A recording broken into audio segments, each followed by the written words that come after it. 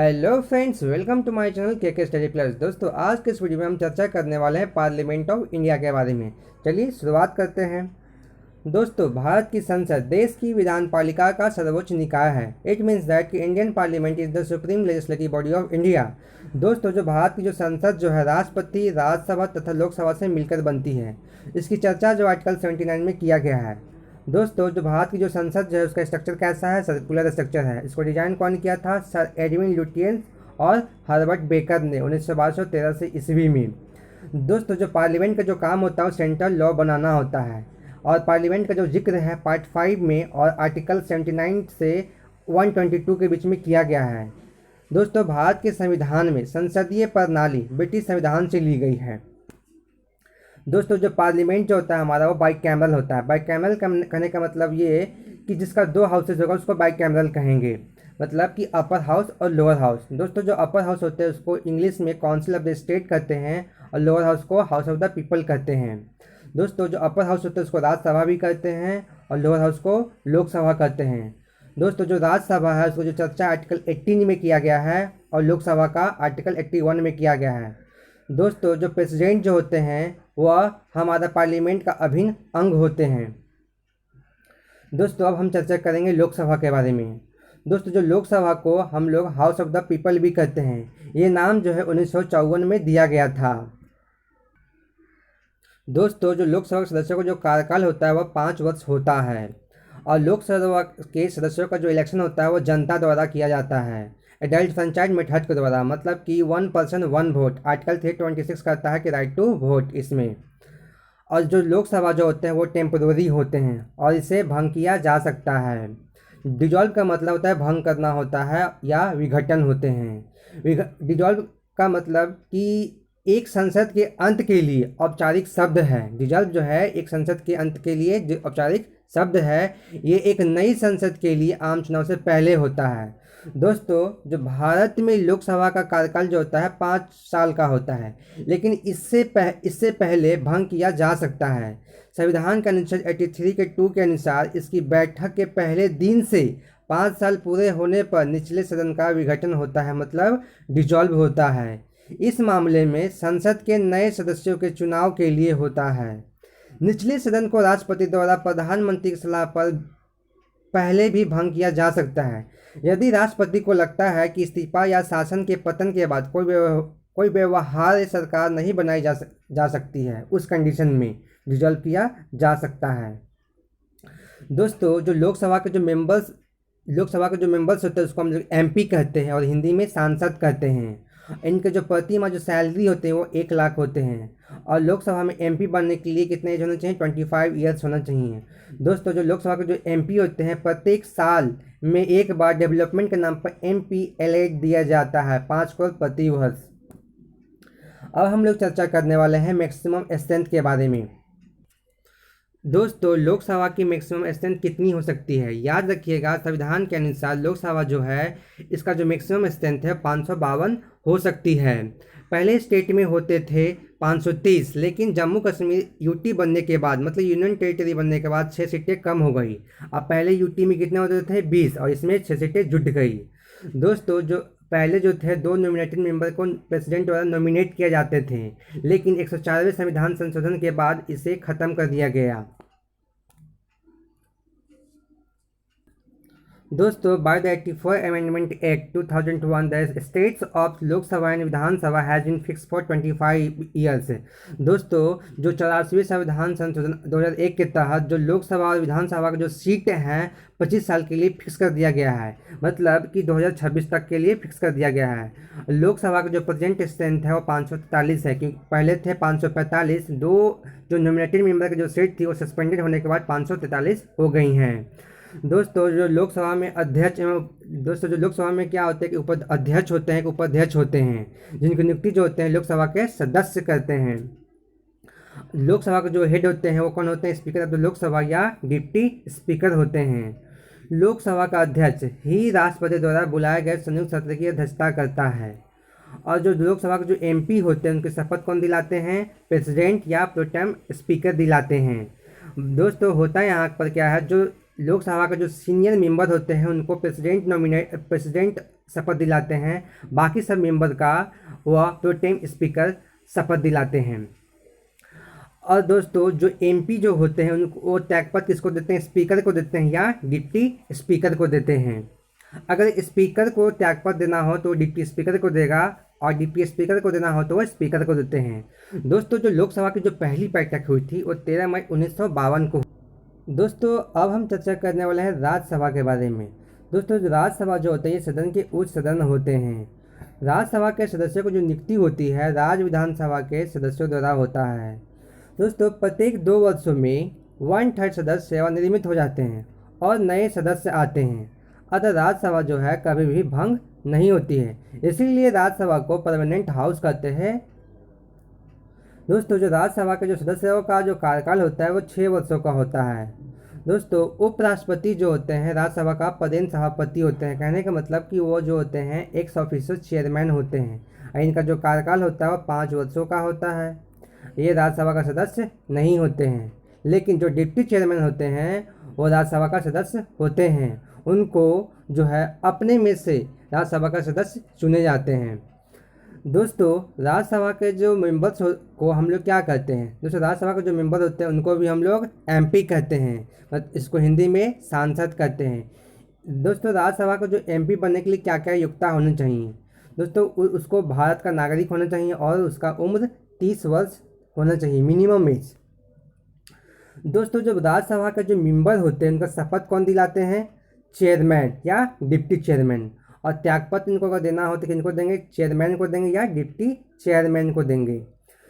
अगर चेयरमैन को अगर त्यागपत्र देना हो तो प्रेसिडेंट को देते हैं, और डिप्टी चेयरमैन को देना हो तो चेयरमैन को देते हैं। अब हम चर्चा करेंगे दोस्तों मैक्सिमम स्ट्रेंथ के बारे में। दोस्तों जो राज्यसभा का जो मैक्सिमम स्ट्रेंथ होते हैं वो 250 होते हैं, स्टेट से 230, लेकिन जो पहले जो होते थे स्टेट से 234 आते थे। यहाँ पर जो 4 सीटें हैं जम्मू कश्मीर का माइनस हो गई है, और यूटी से 8 जो कि 4 जम्मू कश्मीर से, 3 दिल्ली से, 1 पौंडीचेरी से, और जो 12 जो मेंबर है राष्ट्रपति द्वारा नॉमिनेट किए जाते हैं। दोस्तों जो नॉमिनेटेड मेंबर जो होते हैं वो अपने अपने क्षेत्रों के दिग्गज लोग होते हैं, जैसे कि सचिन तेंदुलकर, मेरी कॉम, मणिशंकर अय्यर, समाना आजमी, रंजन गोगोई साहब, ये सब हैं जो प्रेसिडेंट के द्वारा नॉमिनेट किए गए हैं। दोस्तों जो प्रेजेंट स्ट्रेंथ है राज्यसभा का वो 245 है, और जो पाँच सीट जो है नॉमिनेटेड मेंबर की इसमें क्या है, वैकेंट है। दोस्तों अब हम चर्चा करने वाले हैं स्टेट लेजिस्लेचर के बारे में। तो स्टेट लेजिस्लेचर जो है इसका चर्चा जो है पार्ट 6 में आर्टिकल 168 से 212 के बीच में किया गया है। दोस्तों आर्टिकल 168 कहता है कि जो स्टेट लेजिस्लेचर जो होगा वो यूनिकैमरल भी होगा और बाईकैमरल भी होगा। दोस्तों यूनिकैमरल कहने का मतलब ये है कि जिस स्टेट का 1 हाउस होंगे उसको यूनिकैमरल कहते हैं, जिसका 2 हाउस होंगे उसको बाईकैमरल कहते हैं। यूनिकैमरल के तहत 22 स्टेट है और 3 यूनियन टेरिटरी है, जिसमें दिल्ली है, पौंडीचेरी है, जम्मू कश्मीर है यूटी में। और बाईकैमरल में 6 स्टेट आते हैं, यूपी, बिहार, महाराष्ट्र, कर्नाटक, आंध्र प्रदेश और तेलंगाना है। दोस्तों यूनिकैमरल में क्या होंगे, यूनिकैमरल में एक विधानसभा होंगे और एक गवर्नर होगा, और बाईकैमरल में क्या होगा, एक विधानसभा, एक विधान परिषद और एक गवर्नर होंगे। दोस्तों विधानसभा को हम लोग लेजिस्लेटिव असेंबली कहते हैं और विधान परिषद को लेजिस्लेटिव काउंसिल कहते हैं। लेजिस्लेटिव काउंसिल का आर्टिकल 117 में चर्चा किया गया है और लेजिस्लेटिव काउंसिल को आर्टिकल 121 में चर्चा किया गया है। दोस्तों आर्टिकल 169 के अनुसार अगर किसी स्टेट को विधान परिषद को क्रिएट या एबोलिश करना हो तो जो उस स्टेट के विधानसभा जो है उसको एक पार्लियामेंट में एक रिजोल्यूशन पास करना होगा, तभी वो क्रिएट कर सकता है या एबोलिश कर सकता है। ये डिपेंड करता है पार्लियामेंट पर, ठीक है। दोस्तों according to the constitution of India the lower house is more powerful as compare to the upper house. दोस्तों जो भारतीय संविधान के अनुसार जो लोअर हाउस होते हैं वो अपर हाउस के कंपेरिजन में ज़्यादा पावरफुल होते हैं। जैसे कि सेंटर में लोकसभा को ज़्यादा पावर है राज्यसभा से, और स्टेट में जो है विधानसभा का ज़्यादा पावर है विधान परिषद से। एक कंडीशन में जो राज्यसभा का जो होता है पावर जो होता है ज़्यादा होता है लोकसभा से, वो होते हैं ऑल इंडिया सर्विस के केस में। दोस्तों अब हम चर्चा करेंगे विधानसभा और विधान परिषद के डिटेल में। दोस्तों जो विधानसभा के जो मेंबर होते हैं उसको एमएलए कहते हैं और विधान परिषद के मेंबर को एमएलसी कहते हैं। दोस्तों विधान सभा में जो एमएलए होते हैं उसका एज कम से कम मिनिमम एज 25 ईयर्स होना चाहिए और विधान परिषद में एमएलसी के एज 30 ईयर्स होना चाहिए मिनिमम वोट लड़ने के लिए। दोस्तों जो एमएलए का जो कार्यकाल होता है वो 5 वर्ष का होता है और जो एमएलसी का जो कार्यकाल होता है वो 6 ईयर का होता है। एमएलए और एमएलसी का दोनों का जो सैलरी होता है वो फिक्स्ड नहीं होता है। दोस्तों जो एमएलए होते हैं उनका ओथ कौन करवाता है, शपथ ग्रहण कौन करवाता है, गवर्नर करवाता है या प्रोटेम स्पीकर करवाता है। और एमएलसी का जो शपथ ग्रहण करवाता है वो चेयरमैन करवाएंगे या डिप्टी चेयरमैन। दोस्तों विधानसभा में जो एमएलए बैठते हैं, ठीक है, विधानसभा में जो एमएलए बैठते हैं उनका त्यागपत्र किसको देते हैं, स्पीकर को देते हैं या डिप्टी स्पीकर को। विधान परिषद में जो एमएलसी बैठते हैं वह जो रिजाइनेशन किसको देते हैं, चेयरमैन को या डिप्टी चेयरमैन को। दोस्तों जो एमएलए होते हैं विधानसभा में उनका जो इलेक्शन जो होता है लोगों को द्वारा होता है, मतलब एडल्ट फ्रेंचाइज मेथड के द्वारा। और जो विधान परिषद में जो एमएलसी होते हैं उनका जो चुनाव होता है इस तरीके से होता है। देखिए जो उनमें क्या होता है कि 1/3 मेंबर जो होते हैं विधानसभा के द्वारा इलेक्टेड किया जाता है, मतलब कि एमएलए के द्वारा, और 1/3 जो मेंबर होते हैं वो लोकल बॉडीज़ के द्वारा इलेक्टेड किए जाते हैं, जिसमें आते हैं पंचायत और म्यूनसिपलिटीज़। और 1/12 मेंबर्स जो होते हैं इलेक्टेड किए जाते हैं यूनिवर्सिटी ग्रेजुएट के द्वारा, और 1/12 मेंबर्स जो इलेक्टेड किए जाते हैं गवर्नमेंट टीचर के द्वारा। और जो लास्ट में ये है कि 1/6 जो मेंबर होते हैं उसको जो है गवर्नर नॉमिनेट करते हैं। दोस्तों अब हम चर्चा करने वाले हैं विधानसभा और विधान परिषद की मैक्सिमम स्ट्रेंथ के बारे में। दोस्तों जो विधानसभा का जो मैक्सिमम स्ट्रेंथ है वो 500 है और जो मिनिमम स्ट्रेंथ है 60 है। दोस्तों कुछ जो स्टेट है उसमें 60 सीटें से भी कम होती है, क्योंकि यहाँ जो पॉपुलेशन जो होता है बहुत कम होती है। कौन कौन से हैं वो देखते हैं, जैसे कि गोवा, सिक्किम, पौंडीचेरी, मिजोरम, यहाँ जो है 60 सीटें से भी कम है। ठीक है, अब हम लोग बात करेंगे विधान परिषद की। जो विधान परिषद में जो मैक्सिमम स्ट्रेंथ होती है वो कितनी होती है, ठीक है। तो जो विधानसभा का 1/3 जो मेंबर होती है उससे ज़्यादा नहीं होना चाहिए, यहाँ इसका मैक्सिमम स्ट्रेंथ है। और मिनिमम स्ट्रेंथ कितना होगा, 40। ठीक है, विधानसभा को हम लोग डिसॉल्व कर सकते हैं लेकिन विधान परिषद को हम लोग डिसॉल्व नहीं कर सकते हैं। दोस्तों अब हम पॉलिटी के कुछ इम्पोर्टेंट टर्म पर डिस्कस करने वाले हैं। चलिए शुरुआत करते हैं। दोस्तों अविश्वास प्रस्ताव। दोस्तों अविश्वास प्रस्ताव बोले तो यानी सरकार अपना बहुमत साबित करे। अविश्वास प्रस्ताव विपक्ष रखता है, किसके प्रति रखता है, मंत्रिपरिषद मतलब सरकार के प्रति रखता है। कहने का मतलब ये सरकार अपना बहुमत साबित करे लोकसभा में। फिर क्या होगा, लोकसभा में वोटिंग होगी। अगर सरकार ने विश्वास मत हासिल कर लिया मतलब बहुमत साबित कर दिया तो अविश्वास प्रस्ताव खारिज हो जाता है। अगर सरकार अविश्वास मत हासिल नहीं कर पाई मतलब बहुमत साबित नहीं कर पाई तब क्या होगा, मंत्रिपरिषद को इस्तीफा देना पड़ेगा। चलिए एक रियल एग्जाम्पल के साथ समझते हैं। मान लीजिए सरकार में अभी कौन है, मोदी सरकार मतलब कि बीजेपी है। विपक्ष में कौन है, कांग्रेस। कांग्रेस ने है जो अविश्वास प्रस्ताव रखा तो बीजेपी को क्या करना पड़ेगा, अपना बहुमत साबित करना पड़ेगा। बहुमत की जो आंकड़ा है वो 273 है, मतलब 273 सांसद जो है सपोर्ट में है।